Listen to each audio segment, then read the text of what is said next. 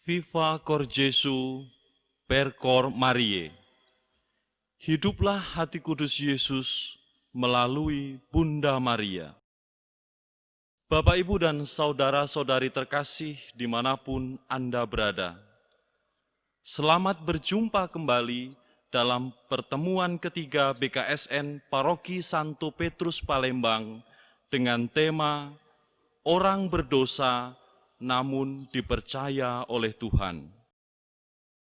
Bapak, Ibu, dan saudara-saudari terkasih, berhadapan dengan panggilan Allah untuk mewartakan kabar gembira, seringkali kita jatuh pada perasaan tidak layak dan tidak mampu.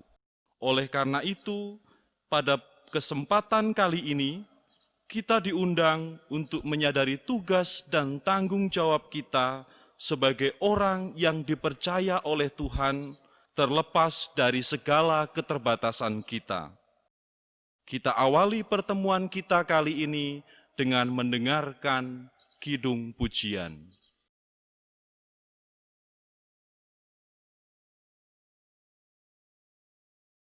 Saudara-saudara yang terkasih, marilah kita menyanyikan kidung pujian.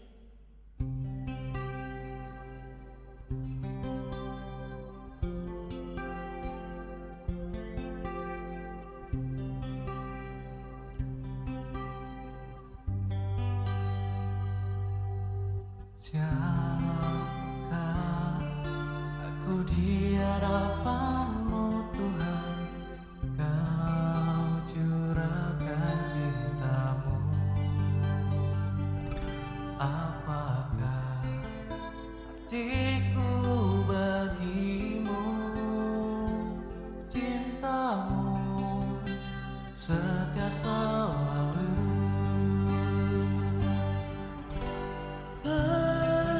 Pantaskah ku menyambut tubuh darah-Mu karena banyak dosa-Mu.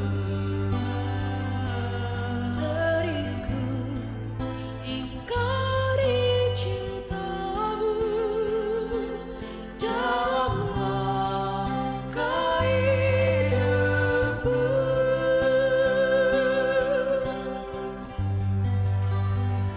Ampunilah aku, ampuni kalau mampu. Ampuni dosaku dalam keraiman-Mu, agar ku mampu wartakan kasih-Mu di dalam hidupku.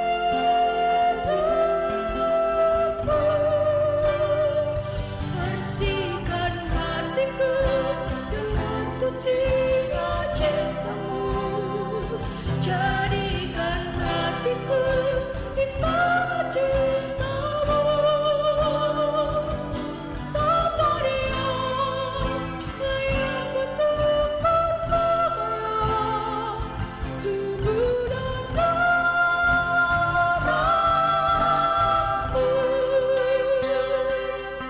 Tanpa Dia layak untuk bersamanya tubuh dan darah-Mu.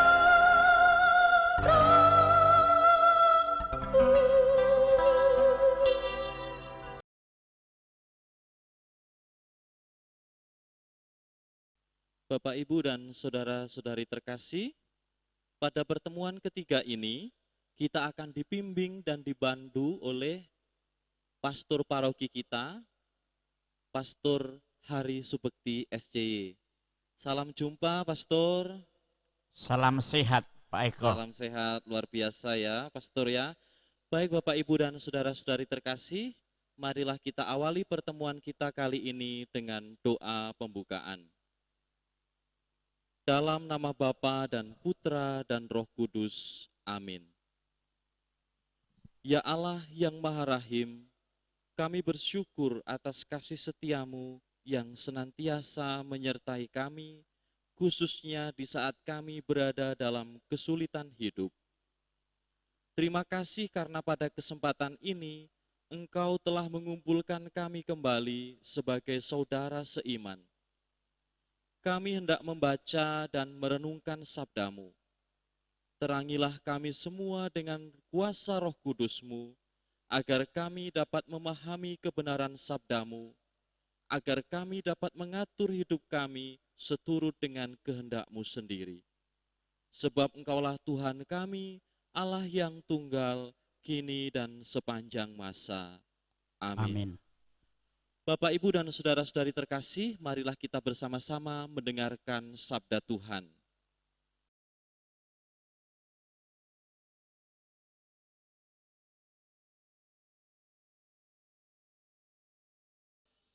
Penjala ikan menjadi penjala manusia.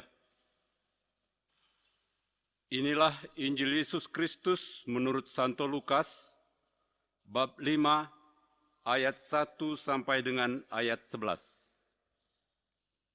Pada suatu kali, Yesus berdiri di pantai Genesaret, sedang orang banyak mengerumuni dia, hendak mendengarkan firman Allah. Ia melihat dua perahu di tepi pantai. Nelayan-nelayannya telah turun dan sedang membasuh jalannya.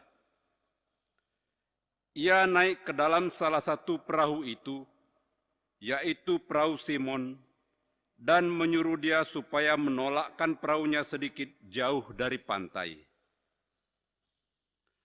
Lalu ia duduk dan mengajar orang banyak dari atas perahu. Setelah berbicara, ia berkata kepada Simon,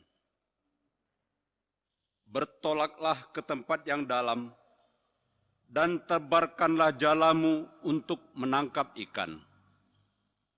Simon menjawab, "Guru, telah sepanjang malam kami bekerja keras, dan kami tidak menangkap apa-apa.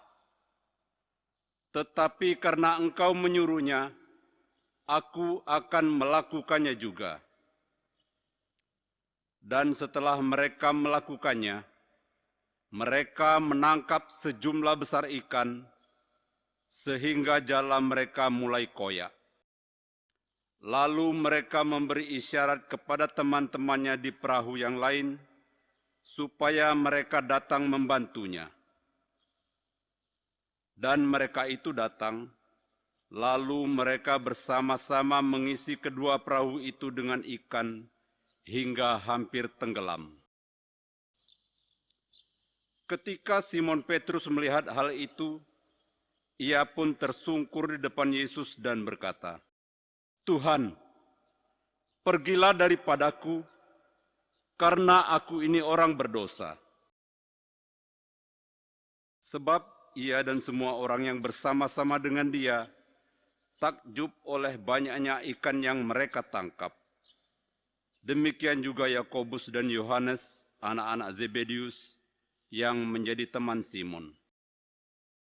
Kata Yesus kepada Simon, "Jangan takut. Mulai sekarang engkau akan menjala manusia." Dan sesudah mereka menghela perahu-perahunya ke darat, mereka pun meninggalkan segala sesuatu, lalu mengikut Yesus. Demikianlah Injil Tuhan. Terpujilah Kristus.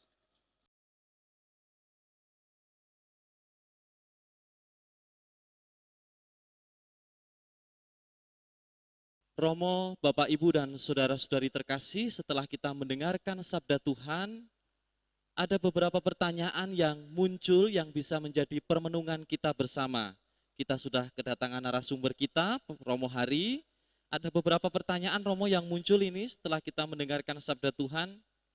Yang pertama, Romo, kita ini kan orang Katolik, mendapat panggilan mewartakan Injil di masa kini. Tapi, Romo, banyak dari kami itu merasa tidak layak, merasa berdosa. Apakah tidak ada orang lain saja? Kan banyak orang yang lebih pinter, lebih punya banyak talenta. Kira-kira bagaimana tanggapan Romo dengan beberapa kenyataan dan pertanyaan-pertanyaan itu, Romo? Ya terserah lu. Itu paling mudah jawabannya, tapi salah. Semua punya tanggung jawab. Baik Romo. Nah, tadi di bacaan Injil Romo yang dibacakan tadi kan itu kisahnya Petrus. Kan itu kan Petrus Romo. Kami ini masalahnya bukan Petrus Romo. Kami ini orang-orang biasa. Bagaimana ini Romo? Pak Eko, benar Petrus. Tapi Petrus yang dibacakan tadi, Petrus masa kini. Apalagi kita ini punya pelindung Petrus. Iya Romo. Petrus yang hadir saat ini bukan masa lalu. Kemudian kita tahu riwayat Petrus, atau sudah ada pengalaman, kalau belum nanti saya jelaskan bagaimana Pak Eko. Ya Romo, kami banyak hal yang merasa bahwa masalahnya kami ini kan bukan Petrus Romo. Kami ini masyarakat biasa. Itu Petrus dipilih oleh Tuhan. Lalu kami ini kan orang-orang baru walaupun itu Petrus masa kini, tapi kami masih belum siap Romo. Rasanya itu belum layak, begitulah Romo. Mungkin perlu dijelaskan oleh Romo, harusnya bagaimana kami ini Romo. Syukurlah kalau tidak jelas. Terima kasih. Itu yang saya inginkan, memang tidak jelas. Sekarang kita belajar dari kitab suci yang baru saja didengarkan. Petrus orang yang sederhana, pencari ikan. Maunya panen, maunya berhasil banyak, nyatanya gagal total, gatal, enggak dapat apa-apa. Sudah berusaha enggak dapat. Lalu apa yang terjadi? Dilihat oleh Yesus, tebarkan jalamu ke tempat yang dalam. Petrus masih komen lagi, capek sudah sepanjang malam gak ada hasil. Nah ini sampai di situ perjuangan Petrus, capek. Nah itu, dengan capek itu bagaimana berikutnya? Yesus masih menanya waktu perintah, tebarkan jalamu, ditebarkan ke tempat yang dalam dan dapat ikan banyak. Inilah pergumulan yang dulu juga begitu, sekarang juga sering macam itu. Kalau berusaha kadang-kadang gagal, namun apakah harus berhenti pada kegagalan? Petrus pun pernah mengalami capek, pernah mengalami kegagalan ya Romo. Kira-kira begitu ya gambarannya Romo ya. Iya betul. Wah. Nah Ini kalau kita melihat begitu, kita belajar kitab suci, mendalami kitab suci, ternyata potret kita orang beriman ya seperti pengalaman Petrus itu. Berusaha mati-matian, nyatanya tidak mendapat hasil. Dalam kegundahan hidup, ternyata Tuhan Yesus hadir persis di saat kita membutuhkan. Hanya beberapa kata yang Tuhan sampaikan, tebarkan jalamu ke tengah. Petrus setengah ragu namun melakukan itu. Hasilnya kita lihat tadi. luar biasa Romo, ini penjelasan Romo ini betul-betul membuat hati kami ambyar ini ya. Luluh lantak tapi sekaligus tersadarkan gitu. Ternyata Petrus pun pernah gagal, Petrus pun pernah jatuh, Petrus pernah mengalami yang namanya kegalauan kalau bahasa milenial ya Romo ya. Nah Romo, ini juga muncul pertanyaan, ini terakhir Romo pertanyaannya itu. Apakah kami semua ini harus berbuat Romo, apa enggak yang tua-tua sajalah, yang senior atau yang muda-muda, yang orang tua mungkin mengatakan, ah Romo yang tua, yang muda-muda saja, mereka kan lebih energik. Gimana nih Romo, apakah memang semuanya harus terlibat, semuanya harus berbuat atau cukuplah beberapa orang saja sebagai orang Katolik? Kira-kira begitu Romo. Kita lihat ya, waktu Petrus setengah stres itu, namun melakukan perintah Tuhan Yesus. Mendapat ikan banyak. Merasa berhasil sekarang. Ujung-ujungnya tidak berhenti pada hasil. Lihat Tuhan. Dia merasa berdosa, apa yang dia buat, Tuhan jangan dekat diriku. Lalu Tuhan masih menyampaikan pesan pada Petrus, jangan takut. Nah, kata jangan takut ini sering saya jadi pegangan dalam kesulitan hidup. Jangan takut, kata Tuhan Yesus. Dan Petrus harusnya dia itu menikmati keringatnya, menikmati pergumulannya, mendapat ikan banyak, malah ditinggal itu kan kebodohan.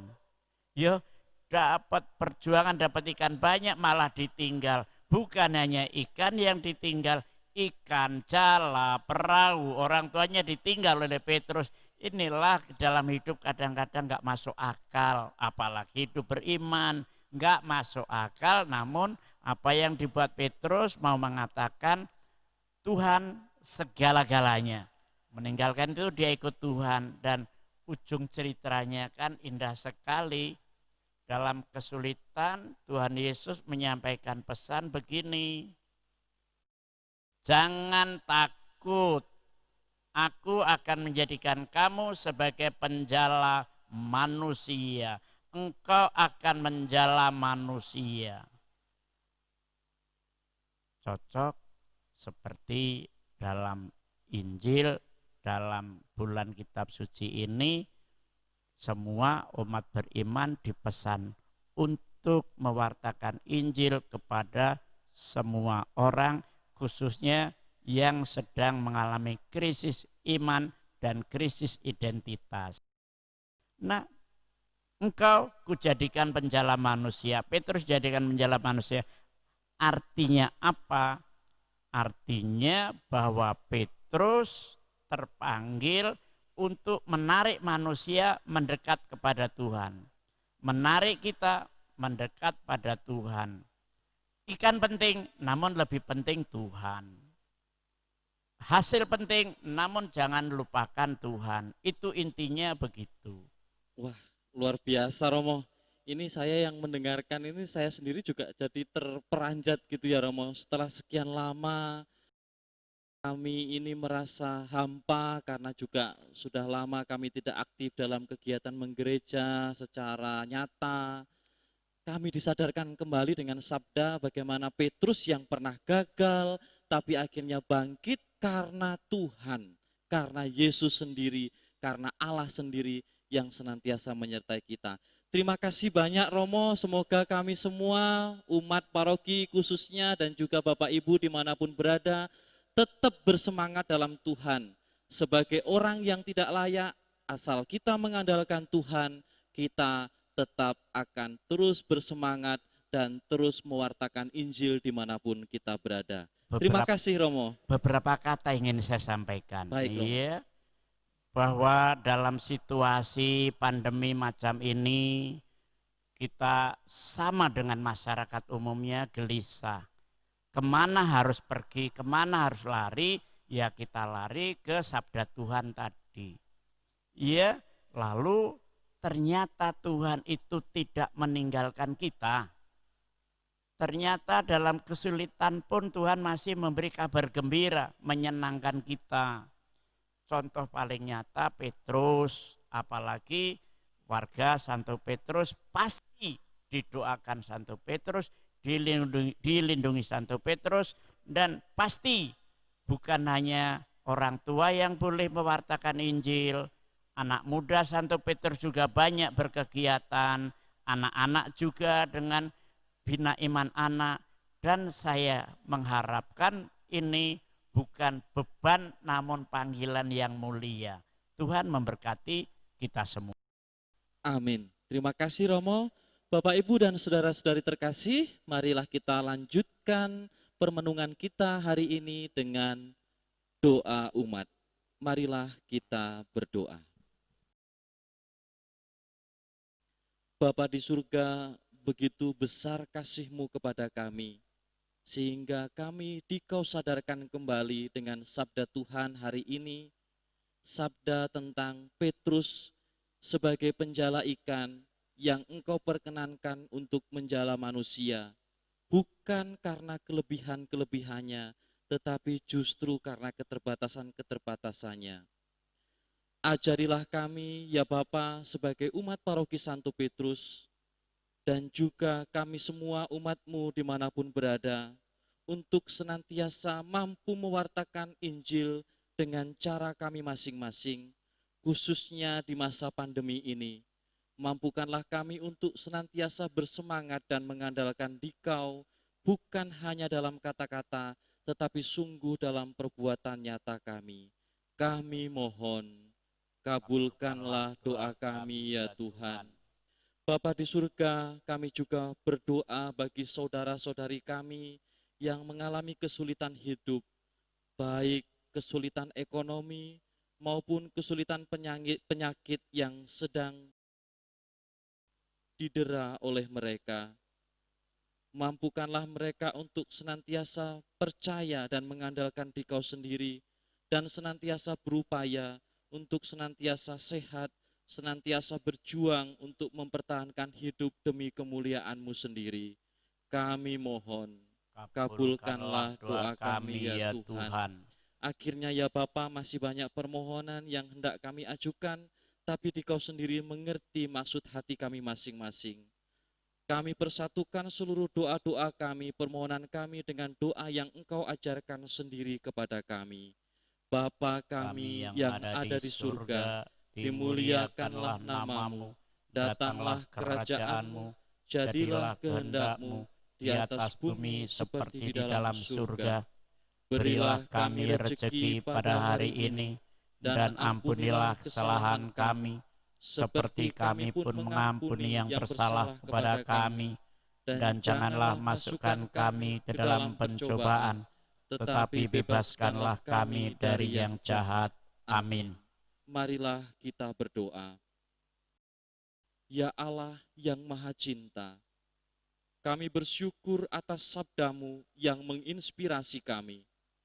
Bantulah kami selalu dengan kuasa Roh Kudus-Mu, agar kami dapat mengenali diri kami di hadapan-Mu dan berani mempersembahkan hidup kami untuk kerajaan-Mu. Ingatkanlah kami bahwa dalam keberdosaan, dalam keterbatasan kami sekalipun, Engkau tetap merangkul kami dan mempercayai kami untuk melakukan kehendak-Mu sendiri. Demi Kristus Tuhan dan pengantara kami, yang hidup dan berkuasa, kini dan sepanjang masa. Amin. Marilah kita mohon berkat Tuhan melalui Romo. Tuhan sertamu. Dan sertamu juga. Saudara semua dalam perjalanan dan perjalanan hidupmu, dilindungi dan diberkati oleh Allah yang Maha Kuasa, Bapa dan Putra dan Roh Kudus. Amin. Bapak, Ibu, dan saudara-saudari terkasih, terima kasih untuk kebersamaan kita kali ini. Terima kasih Romo Hari, sehat selalu, semangat selalu. Semoga Tuhan senantiasa memberkati kita. Amin.